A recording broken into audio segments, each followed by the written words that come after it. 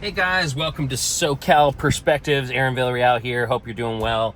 I am down in West Anaheim / Garden Grove and Cypress area, and I wanted to jump on and talk to you a little bit while I get driving.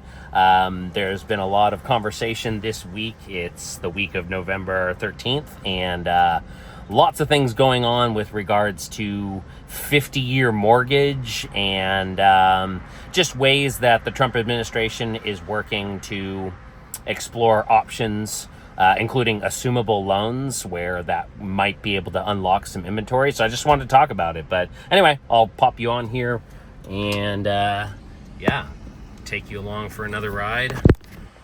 Super grateful for you joining me along the way, and just wanted to talk a little bit about what's going on this week. It's been a very intriguing week with the subject of real estate in general, but in Southern California specifically, obviously for me and you guys as my people tuning in, my audience, and from what I understand, the proposition of the 50-year mortgage is meant to kind of reflect what came about when originally 30-year mortgages first came around. That wasn't the norm at one point, and a lot of people don't know that. It's just what came about, and it became kind of the norm and the standard, and a lot of people have strong opinions on the 50-year mortgage. There's also such thing as a 40-year mortgage that I had heard about in years past, but haven't had a client go through with it myself. But in terms of the 50, what I see in my brief research on it and, continuing research on it is that, frankly, it doesn't help with affordability as much as you might think. Frankly, when you look at the actual numbers and the way the interest rates are, not the interest rates itself, but the interest paid, like total debt that you're taking on when you take on a 50-year mortgage note, is super hefty. In Orange County, our average price point is about 1.1 million, give or take a little. And at that price point, we're talking several $100,000 in interest before you even start really paying down your principal. And if you're not that familiar with that, that's totally okay. The reality is people are trying to figure out ways that we can make it to where houses are more affordable. And that this isn't the first time that conversation's been a thing. It is becoming more and more popular as prices in real estate continue to appreciate and increase. And so with that, the 50-year mortgage, when you look at the actual numbers of it, depending on your down payment, depending on your interest rate that you secure and the lender that you're working with to make sure you got a great interest rate, or mortgage broker, I should say too, a lot of that, the interest is front loaded at the beginning part of the loan. And if you look at the average first time home buyer in the United States now, we are drawing near to 40 years old. And it of course didn't used to be quite that late in life, but that's how it is these days, especially in Southern California, where our housing prices are quite a bit more than most of the country. And so with that in mind, as much as I'm a proponent of affordability, I don't know that the 40 or 50, or who knows, maybe there's something higher than that, a 50-year mortgage is actually the solution. It might bring a couple $300, $400 worth of relief on your mortgage on the top end, but in many cases, the weight of that significant increase in debt that you would be taking on it just takes away the point a little bit. Now, for some people, it might end up making sense to go with a 50-year note, and I'm going to be very, very curious as a real estate agent to see if it makes sense for a long-term purchase. I have family, for instance, that is considering purchasing a home, and if they put a 50-year mortgage on it, that'll be long before that'll be going long after they've passed away, and I wonder if it'll actually make houses more challenging to sell if the 50-year note is on said house. And I alluded to a minute ago, the average home buyer, first-time home buyer, being 38, 39, 40 years old now.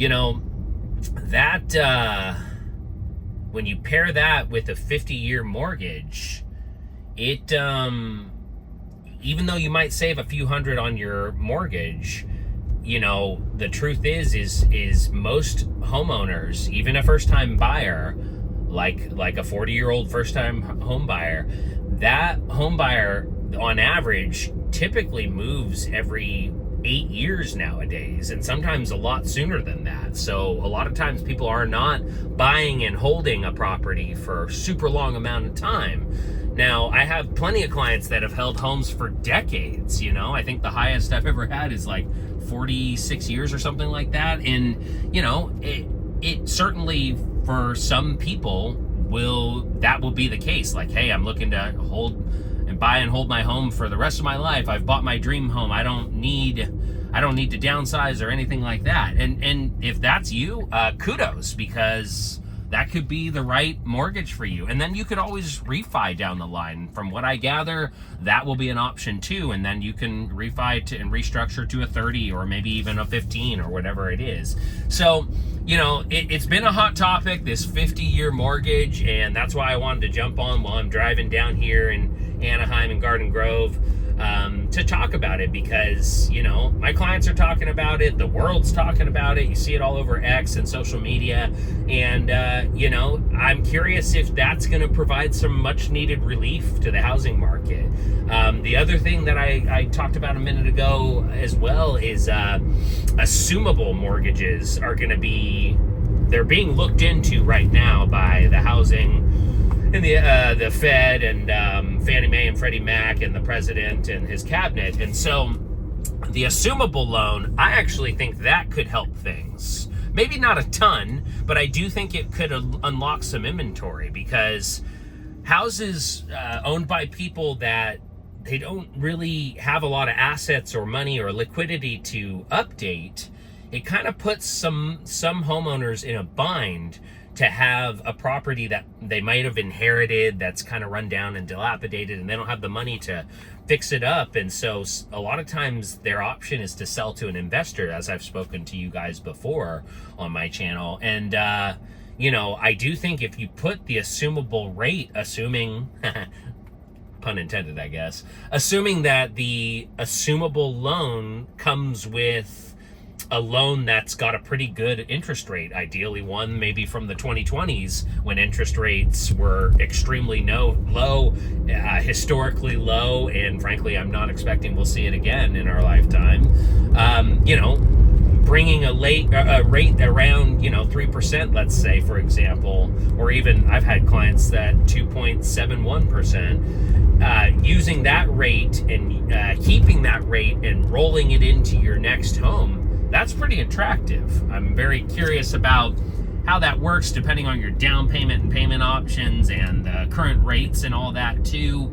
It'll be very interesting to see how that shakes out, but that's why I'm hopping on here to talk about it. People are talking about it. I want to try and answer questions for you and give you clarity as to what my considerations are from a real estate professional perspective, and show you a perspective of my surroundings as I'm out and about. I just put a new listing on the market here on Stone Pine Lane in Anaheim, California. It's a great little 798 square foot, 1 bedroom, 1 bathroom condo, upper level, that has 2 really nice pools and a nice quiet community. So that one just hit the market in the mid 4s, and we are looking for a good solid buyer. So if you or someone wants to buy a little condo, a great little peaceful condo on an upper level in Anaheim, California, send them my way. I would love to talk with them. But in the meantime, super grateful for each and every one of you who tunes in to watch as I cruise Southern California, and looking forward to the next time we get to connect. As always, thank you again for coming along with me. This has been SoCal Perspectives with Aaron Villarreal. Thanks for coming. See you next time.